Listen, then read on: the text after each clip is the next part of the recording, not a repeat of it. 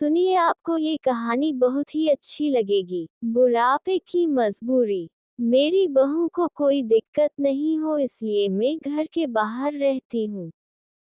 बेटे ने थोड़ी मेहरबानी की है तो ऊपर टिन की चादर लगवा दी है।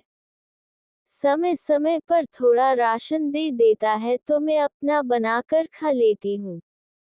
मैंने अपने बेटे को कह दिया है कि मेरी वजह से उन दोनों को कोई प्रॉब्लम नहीं होगी, बस मुझे यही रहने दे। इसी घर में मुझे मर जाने दे। मैं बस यही चाहती हूँ। मैं अपने आप को खुशकिस्मत समझती हूँ कि मेरे बेटे और बहू कम से कम मेरे लिए इतना तो कर रहे हैं। मेरा बेटा सुबह 9 बजे नौकरी जाता है और बच्चे भी उसी समय स्कूल जाते हैं। फिर शाम को 6 बजे मेरा बेटा वापस आता है। बच्चे 3 बजे आते हैं। उन्हें आते जाते निकलते देख मुझे बड़ा सुकून मिलता है। मेरे पति के दोस्त जब कई दिनों बाद आए, मेरे पति के दोस्त थे। उनकी पत्नी का भी स्वर्गवास हो गया है। उस समय पर वो हमारे घर पर आया करते थे। उनसे हमारे अच्छे रिश्ते थे। उनका घर हमारे घर से थोड़ी दूरी पर था। पैरों में समस्या हो गई थी, ठीक से चल भी नहीं पाते थे। वो बड़े दिनों बाद मेरे यहाँ आए। मुझे उन्हें देखकर अच्छा लगा। उनका हाल भी मेरी तरह ही था। बच्चे अब उनसे भी परेशान थे। आकर मेरे पास अपना दुखड़ा रोते थे और उन दिनों को याद करते थे। बुढ़ापा हम जैसों को बहुत रुलाता है। उनकी पत्नी का स्वर्गवास हो गया था और उन्हें चलने उठने में समस्या थी, इसलिए वो तो अपना खाना भी नहीं पाते थे। मेरे पास आए तो मैं समझ गई कि यह इतनी मुसीबत में चलकर पुराने दोस्तों के यहाँ चाय और खाने की चाह में ही जाते होंगे। उनकी भी अपनी मजबूरी थी। वो आए तो मैंने उनके लिए खाना बनाया और उन्हें खिलाया। मना कर रहे थे नहीं खाना, लेकिन मुझे पता था कि उनको भूख लगी है।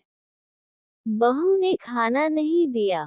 मेरी बहू ने मुझे और उन्हें खाना खाते देख लिया। वो कुछ भी ना बोली। ऐसे ही वो यहाँ 2-3 बार आए।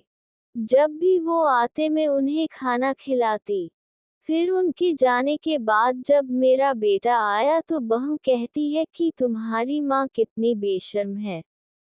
पता नहीं किस किस को आजकल बुलाकर खाना खिला रही है। बड़ी मुश्किल से कमाया जाता है और ये लुटाने में लगी। इनका राशन बंद करो, कुछ दिन भूखी रहेगी तो अक्ल ठिकाने आएगी। मैंने कहा कि मैं अपने हिस्से का उन्हें खिलाती हूँ, तुम्हारे पिता के पुराने मित्र हैं। फिर भी बहू का उल्टा सीधा बोलना शुरू रहा। घर के बाहर रहकर इनको आजादी मिल गई है, पता नहीं क्या क्या करती है। बेटा भी बोला कि कुछ दिन भूखा ही रहने दो इन्हें। मुझे मेरे बेटे ने घर के पीछे सीढ़ी के पास ले जाकर बिठा दिया, कहा कि अब यही बैठो। मेरे तो अब आंसू भी सूख गए थे। अगले दिन मुझे खाना नहीं मिला। मेरे टिन के उस छोटे से कमरे को बहू ने तोड़ दिया। तब मुझे लगा कि अब मैं गलत कर रही हूँ। एक दिन पूरा भूखा रहने के बाद मैंने सोचा कि मैं गलत कर रही हूँ। मुझे अब अपने बेटे के यहाँ नहीं रहना चाहिए। और शायद गलती भी मेरी ही है। मेरी ही परवरिश में कोई कमी रही है, तभी तो ये परिणाम आया।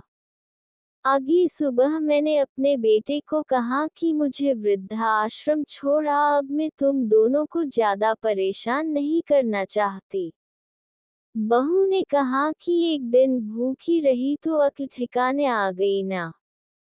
बेटे के चेहरे पर भी अजीब सी खुशी थी, जल्दी से तैयार हो गया मुझे छोड़ने के लिए।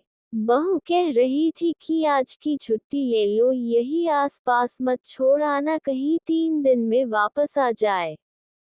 मैंने अपनी बहू से कहा कि बेटी चिंता मत कर, मैं अब नहीं आऊंगी।